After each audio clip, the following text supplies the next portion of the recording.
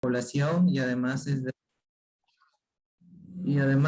el punto de vista médico, pues es muy interesante y es muy desafiante abordar la patología tanto en el diagnóstico como tratamiento y a su vez la prevención que vamos a tratar el día de hoy. Bueno, quien les habla es el doctor Juan Carlos Chon, cirujano general, laparoscópico y percutáneo del Hospital 2 de Mayo.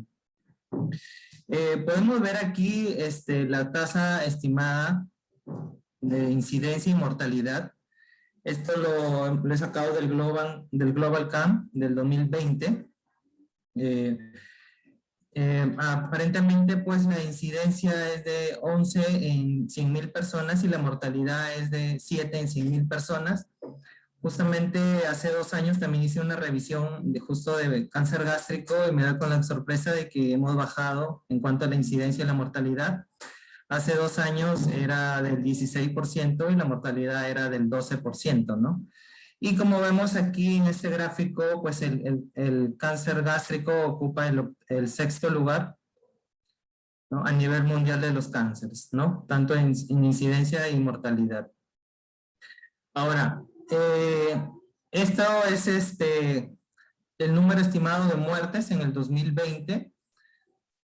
Y como vemos, en el Perú, el 2020 fallecieron aproximadamente casi 5,000 personas, ¿no? Y como verán, los países que están más pintados de rojo son los que tienen más incidencia de cánceres. Y Perú, pues, está dentro de ellos, ¿no? Que tiene aproximadamente más de 3,500 muertes anuales por cáncer, ¿no? Es interesante esto. Y bueno, esperemos que en un futuro la prevención sea la meta del Ministerio de Salud, ¿no?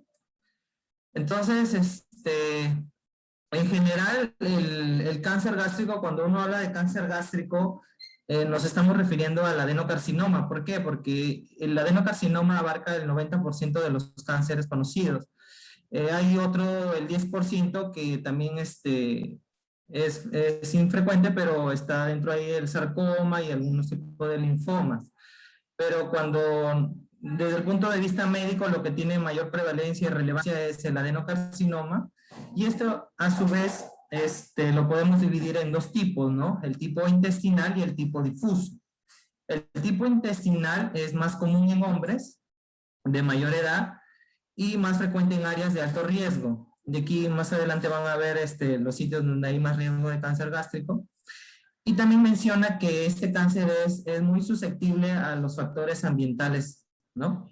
Ahora, a diferencia del tipo de cáncer difuso, que es menos común, o sea, este tipo no hay una estructura, no es capaz de hacer glándulas, este tipo de cáncer, por eso es que se llama difuso. A diferencia del otro, nosotros cuando entramos en la cirugía palpamos o vemos una masa o una lesión ulcerada, pero este cáncer no, este cáncer tiene bordes irregulares, va a través de la pared y se disemina difusamente, ¿no? Como su nombre lo dice. Y la particularidad de este cáncer es que es frecuente en ambos sexos, no tiene preferencias como el intestinal por el varón, y da en personas más jóvenes y tiene un peor pronóstico. A diferencia del tipo intestinal, que normalmente da a partir de los 60, 70 años, ¿no? Y pues obviamente tiene un mejor pronóstico que el tipo difuso, porque el difuso es un poco más agresivo, ¿no? Y da en edad más temprana, ¿no? Ahora, como vemos aquí el número estimado de casos nuevos en 2020 de estómago, quien tiene mayor número de casos es Asia, seguido por Europa, luego América Latina y el Caribe, África, Norteamérica y Oceanía, ¿no? Entonces, esto es importante porque dependiendo al tipo de nivel socioeconómico y a los múltiples factores ambientales de cada sitio es que el cáncer tiene mayor prevalencia dependiendo en qué parte del cuerpo, del estómago se va a dirigir, ¿no? Ya sea en el tercio superior, tercio medio o tercio inferior. Ahora, hay que recordar porque, o sea, parte de la prevención es saber, qué es lo que puede ocasionar el cáncer, ¿no? Y en este caso vamos a hablar del tipo de cáncer intestinal. En sí, lo que se describe es que en un primer lugar tenemos una mucosa normal, ¿ya? Y por múltiples factores, entre ellos el Helicobacter pylori que va a la cabeza, va a producir una gastritis crónica.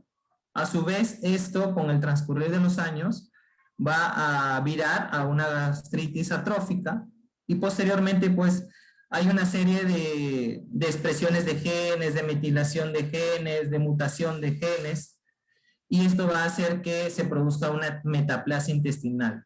Hay que recordar que la metaplasia intestinal, aún la patología es reversible, ¿no? Si bien es cierto, el tipo de epitelio del estómago cambia totalmente a un tipo intestinal, por eso de ahí su nombre, pero todavía es reversible hasta ese momento. Posteriormente ya hay una serie de sobreexpresiones de genes y va a causar la displasia, y esto ya es una degeneración que próximamente se va a derivar en el cáncer, ¿no? Básicamente, siempre en el tipo de cáncer intestinal va a haber algún tipo de lesión, ya sea masa o úlcera, que ha sido estimulada pues por múltiples factores, entre ellos el más común es el Helicobacter pylori, ¿no? Ahora, hay que destacar que no hay una lesión precursora en el tipo difuso, ¿no?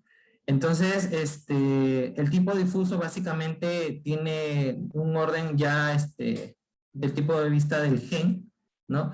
Que ya el paciente viene con múltiples predisposiciones y múltiples sensibilidades a los factores externos para desarrollar este tipo de cáncer.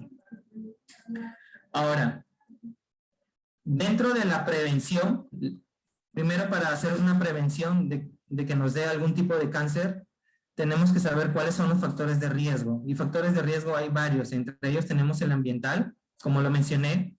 Aquí tenemos el Helicobacter pylori, la dieta, menciona los alimentos ricos en sal y alimentos conservados en sal, la obesidad, el tabaquismo, el virus de la Epstein-Barr, el alcohol, la cirugía gástrica y los sobrevivientes de cáncer que recibieron radiación abdominal. Ahora, en este algoritmo, este gráfico, que fue hecho por un médico estadounidense, Correa, esto básicamente cuando recién lo hizo él, era para explicar el origen del linfoma del tipo MALT, pero después ya se aplicó a lo que refiere en cuanto a la explicación del cáncer tipo intestinal, ¿no? Cáncer gástrico tipo intestinal. Entonces, como mencioné en el gráfico anterior, y hay que recalcar esto, que la Organización Mundial de la Salud a principios de la década de 1990 lo categorizó al Helicobacter pylori como un carcinógeno, o sea, que produce cáncer de clase 1, ¿no? Y esto a su vez fue confirmado por la Agencia Internacional para la Investigación de Cáncer, ¿no? Ya cerca del 2012. Entonces, como le mencioné, aquí el Helicobacter pylori y también la sal en general puede ataca la mucosa y a su vez primero produce un cuadro inflamatorio que va a producir una gastritis superficial, luego va a producir una gastritis atrófica. Esto va a evitar que se secrete ácido clorhídrico y esto va a aumentar el pH. Al aumentar el pH dentro del estómago, se va a producir un crecimiento sobrebacteriano y a su vez se va a inhibir la correcta absorción de la parte de la vitamina C y de los betacarotenos, y esto a su vez pues va ayudado del sobrecrecimiento bacteriano, va a dar inicios a la metaplasia. Luego va a dar una displasia y posteriormente el cáncer. Y esto se sobrealimenta porque el Helicobacter pylori, como vemos también en la displasia y en la metaplasia, tiene un factor importante para aumentar su progresión. Ahora, ya que estamos en Perú, el país donde tenemos múltiples alimentos, múltiples dietas, y bueno, nuestro país es famoso por su comida, hay que recordar que la dieta rica en sal, ¿no? Alimentos salados o ahumados, ¿Qué es lo que pasa? En realidad la sal daña directamente la mucosa del estómago y a su vez aumenta la persistencia del Helicobacter pylori en algunos modelos animales que se ha tratado, ¿no? Y a su vez, pues los alimentos ahumados producen nitritos y nitratos, que esto a su vez pues va también a dañar la mucosa, produciendo un cuadro inflamatorio y posteriormente toda la cascada que he mencionado a repetición, ¿no? Ahora la obesidad. Hay estudios donde dice que el exceso de peso corporal se asocia a un ligero aumento de cáncer gástrico, ¿ya? Pero como vemos en la imagen, más es a nivel del tercio superior, ¿no? En cardias, ¿no? Eso es lo que menciona la bibliografía en cuanto a si el factor de riesgo es la obesidad. Ahora, el tabaco, pues el tabaco es uno de los factores de riesgo más importantes para el cáncer en general, ¿no? Se estima que es el responsable casi del 10-11% de los cánceres tipo gástricos del mundo y siempre está relacionado con varios cánceres en sí, ¿no? Sobre todo el de pulmón. Ahora, lo particular del tabaquismo es que también va a disminuir los niveles de carotenoides y vitamina C, que esto, a su vez, según la bibliografía, tendría un fin, un tipo de mecanismo protector para el cáncer gástrico. Entonces, el tabaquismo en general ataca por varios frentes para producir el cáncer gástrico. Hay que mencionar que el tabaquismo combinado por el alcohol, ¿no? Porque la mayoría de gente fuma y toma en los eventos, ¿no? Está relacionado con el cáncer tipo difuso, es lo que menciona la bibliografía. Ya hay que tener en cuenta eso. Y ya saben que el cáncer tipo difuso se da pues en pacientes jóvenes, ¿no? Menores de 40 años. Ahora, en cuanto allá a los virus, hablan que el Epstein-Barr se asocia a cáncer gástrico, especialmente en hombres. ¿Por qué? Porque hay alteraciones en la metilación del ADN y esto pues a su vez va a producir toda la cascada que mencionamos, ¿no? Ahora, más se ubica a nivel de cardias o del muñón gástrico postquirúrgico. Obviamente, pues, si hacen una cirugía gástrica, pues el virus que es afín, en este caso, al estómago, va a quedarse en el muñón, ¿no? ¿Y qué se va a ver? Pues infiltración linfocítica, ¿no?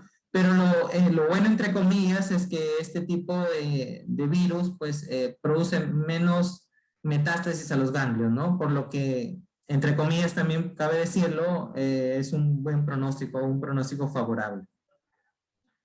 Ahora, en cuanto a los factores de riesgo ambiental, la parte de cirugía gástrica, que también está bastante frecuente a nivel de Perú, hay que recordar que, por ejemplo, si la cirugía gástrica fue hecha se realizó por una enfermedad benigna, en este caso lo que más se hace actualmente es por obesidad, ¿no?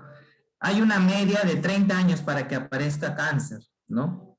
Mientras que si la cirugía fue realizada por un cáncer en sí o una neoplasia maligna de estómago, hablan que la recidiva es pues en un intervalo de 10 a 12 años, ¿no? Y pues antiguamente se hacían algunos tipos de reconstrucciones cuando se hacían las gastrectomías y se hacía el Bilro 2, Bilro 1, que ya casi está en desuso, pero la bibliografía lo menciona porque hay pues grandes series hechas y refiere pues entre 32 a 12 años respectivamente en cada serie. Ahora, ¿qué pasó con esos pacientes que han sobrevivido, pero han recibido radiación abdominal? Se informó que los pacientes que reciben radiación aumenta el cáncer gástrico. Y normalmente, pues, ¿quiénes son los que reciben? Pues los pacientes que tienen cáncer testicular, linfoma Hodgkin, ¿no? Y también cualquier tipo de cáncer abdominal en la etapa infantil. Ahora vamos a hablar de los factores protectores, ¿no? Como hemos mencionado en los anteriores, hay que evitar estos factores de riesgo y ahí estaríamos haciendo una prevención primaria, ¿no? Porque ahí evitaríamos el desarrollo de la enfermedad, ¿no? Ahora, en cuanto a los factores protectores, hay múltiples estudios, incluso estudios muy actuales,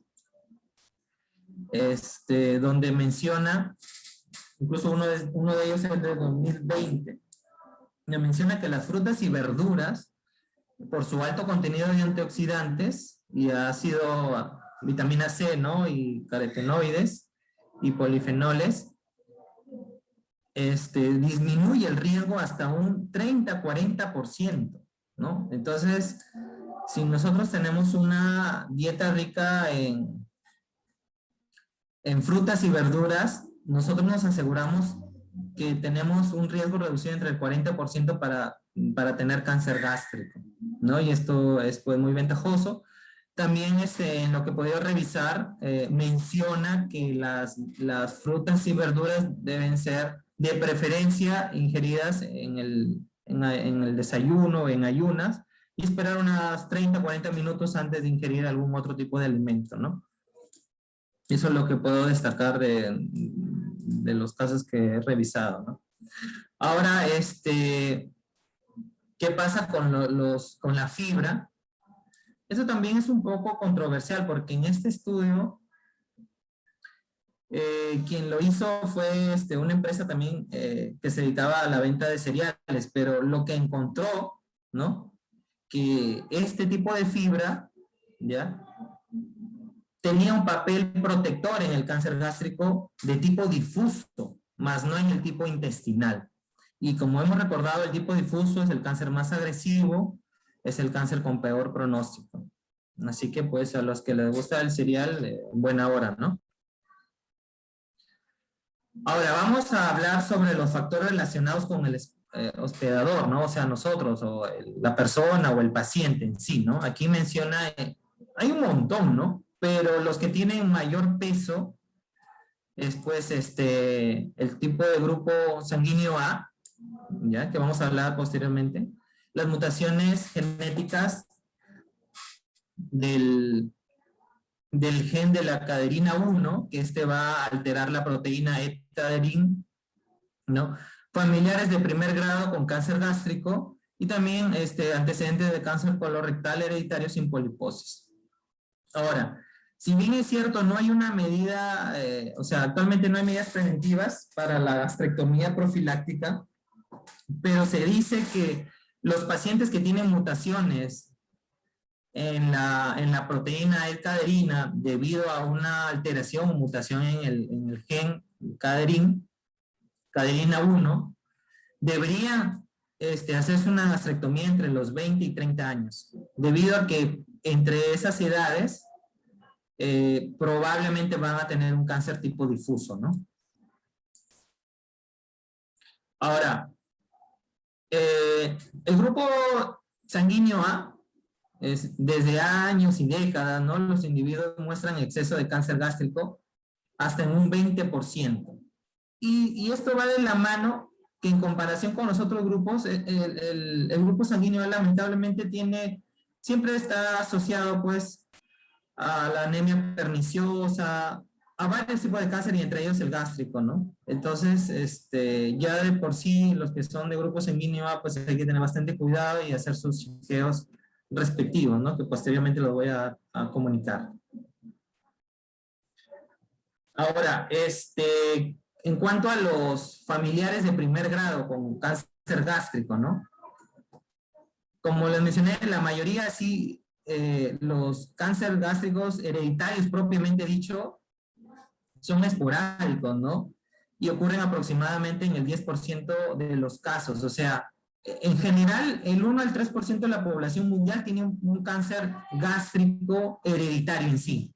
Y de estos que tienen solo el 10% es que presentan este cáncer en la familia.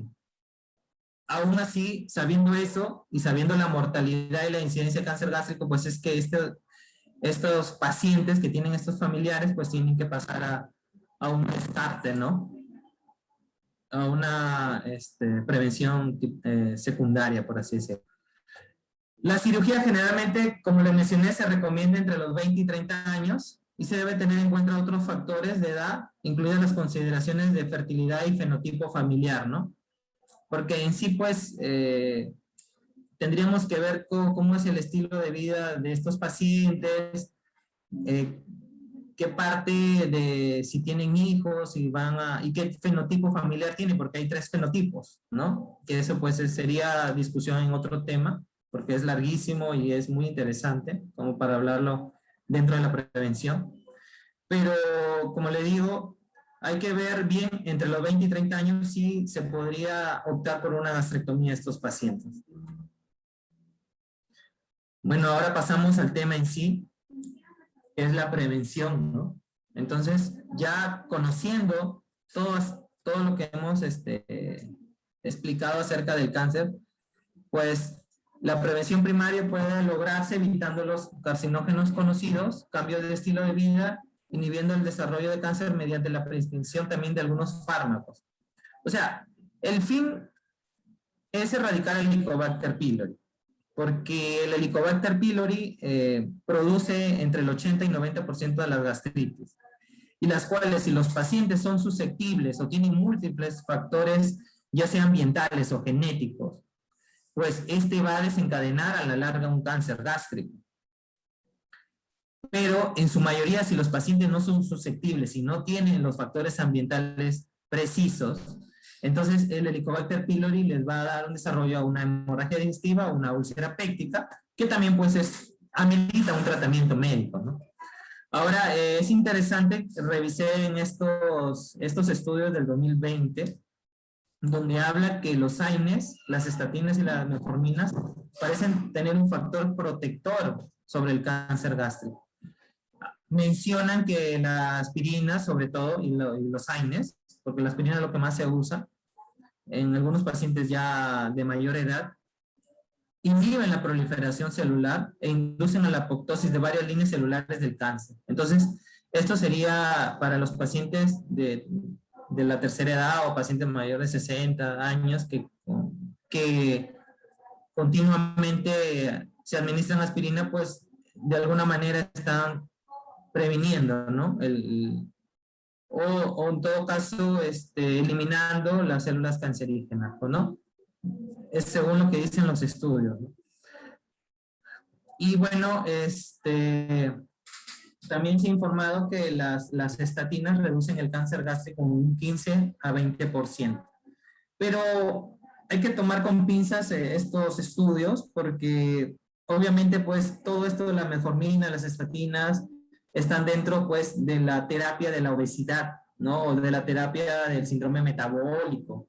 Entonces, nosotros al disminuir uno de los factores que son bien predominantes, que entre ellos está la obesidad, entonces también vamos a reducir el, el cáncer gástrico. Entonces, pero obviamente esos pacientes siempre van de la mano con algún tipo de fármaco, ¿no? Ahora, obviamente la prevención secundaria, pues es la detección del cáncer en sí, pero hay que reducir la mortalidad y la morbilidad. Mediante la detección temprana de estadios, valga la redundancia, tempranos, que puedan tratarse de manera efectiva, a diferencia de los cánceres avanzados, ¿no? En sí, el estadio, pues uno tiene una recurrencia bajísima entre el 10 y el 15%, ¿no? Y el estadio 2, el estadio clínico 2, pues ya aumenta de 20 a 40, el estadio 3, 40, 60, y el último estadio, la sobrevida de menos del 10%. Entonces, si bien es cierto, algunos pacientes no habrán podido, no habrán hecho la prevención primaria, pues hay que llegar a la prevención secundaria y tratar de diagnosticar este cáncer en el primer estadio, en el mejor de los casos, y así evitar pues la mortalidad, ¿no? Que tenemos actualmente en Perú. Ahora, ¿cuándo se realiza la prevención secundaria, no? Cuando para la población ya es un problema de salud pública, ¿no? Por ejemplo, Japón, Chile, Corea, ¿no? Ahora hay que destacar que en Japón se usa pues radiografía con bario de doble contraste con fotofluorografía, y se hace a personas, algunos sectores hacen a personas de 40, otros de 50, Corea normalmente hace de 50 años, ¿ya? Y cuando encuentran algún resultado o alguna alteración dentro de ese estudio, pues son sometidos a endoscopía y a biopsia, ¿no?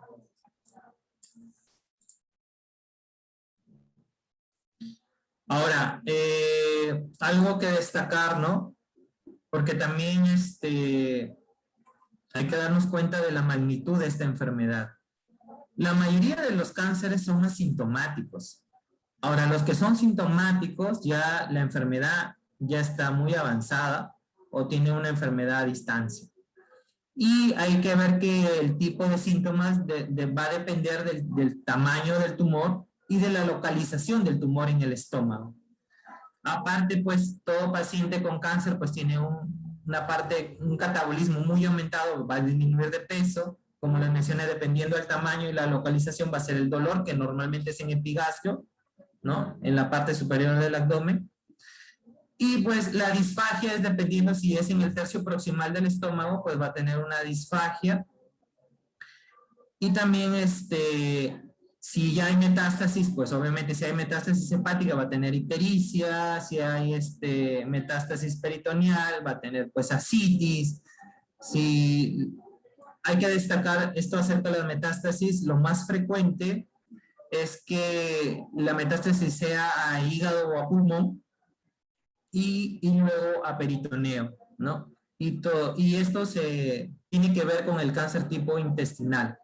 El tipo difuso, pues ese de frente da carcinomatosis, por así decirlo, ¿no? Es un cáncer bien, bien agresivo.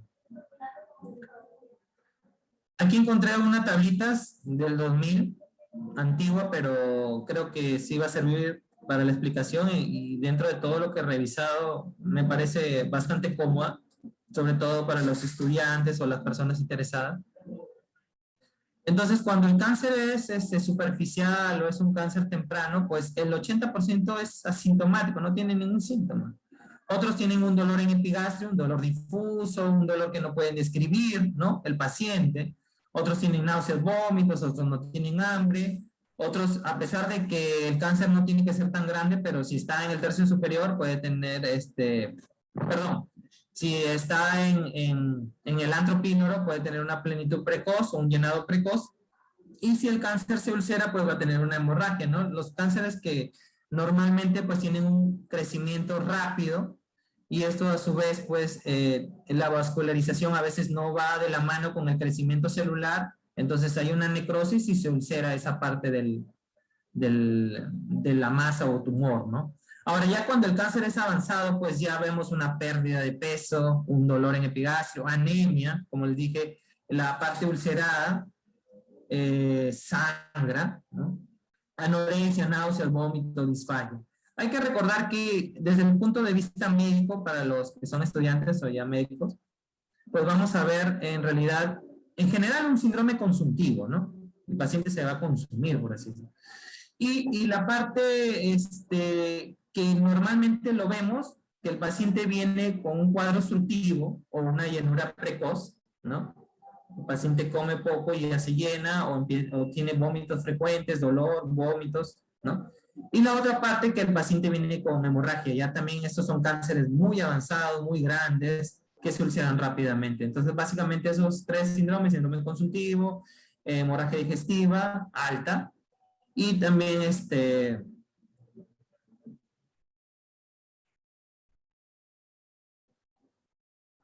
listo.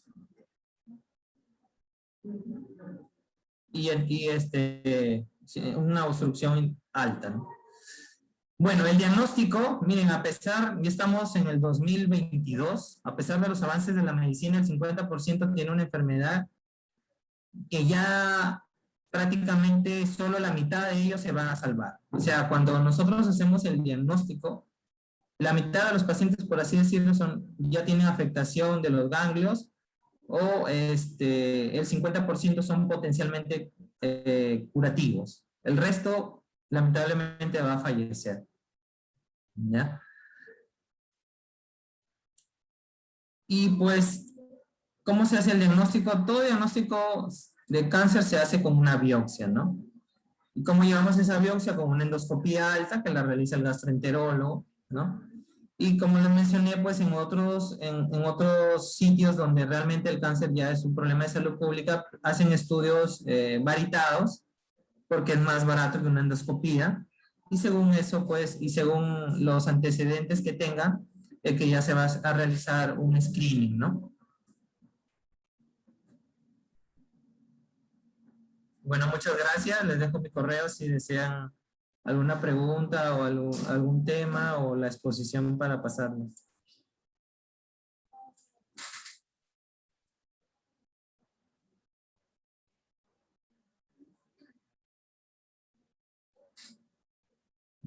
Ok, muchas gracias, doctor. Le recuerdo a los participantes que este es el momento para hacer las preguntas en caso las tuvieran.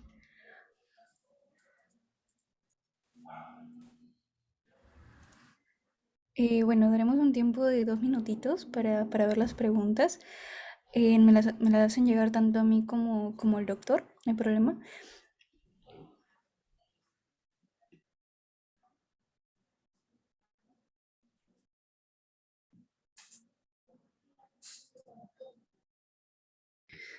Ok, para comunicarles que en caso lo deseen, los ponentes pueden, no, que digo, los asistentes pueden solicitar un certificado de asistencia a la ponencia y para eso solo deben llenar el formulario que voy a pasar ahora por el chat de Zoom.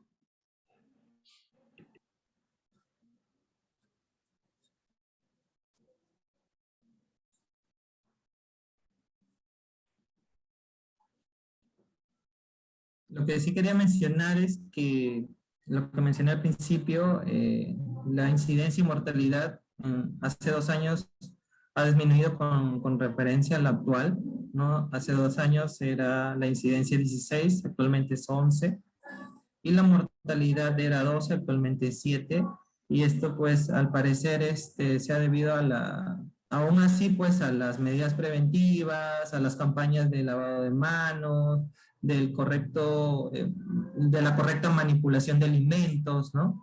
Y de que pues los pacientes también algunos ya tienen un estilo de vida pues más orientado a la parte de consumir saludable, ¿no? Y, y como verán, la parte socioeconómica del Perú también ha mejorado y esto también nos ha servido para mejorar los índices, ¿no? De mortalidad y de incidencia.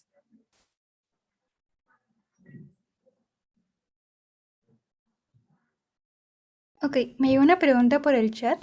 Dice, doctor, entendía que la infección con el Helicobacter pylori estaba relacionada con desarrollar cáncer gástrico, pero ¿cómo podemos evitar la infección por esta bacteria? A ver, como les mencioné, ahí se dice que más o menos entre el 70 y el 80% de los peruanos van a tener la infección o ya tienen la infección con Helicobacter pylori. Ahora, a pesar de estos 80%, por así decirlo, no todos van a ser cáncer. Normalmente hacen una enfermedad úlcera péptica o una gastritis crónica. Ahora, acumulado con los factores de riesgo ambientales y las predisposiciones genéticas que tenga cada paciente, es que va a desarrollar el cáncer en sí, porque el cáncer gástrico es multifactorial. No porque el paciente solo fume va a desarrollar cáncer, a pesar de que tenga gran porcentaje de hacerlo. Pero si no tiene otros factores, ¿no? Por ejemplo, el Helicobacter pylori con cigarro o un virus con el Helicobacter pylori, un antecedente familiar, la mutación de la E-caderina. Entonces, tiene que tener varios factores de riesgo para que desarrolle el cáncer. Ahora, ¿cómo se puede evitar la infección Helicobacter pylori?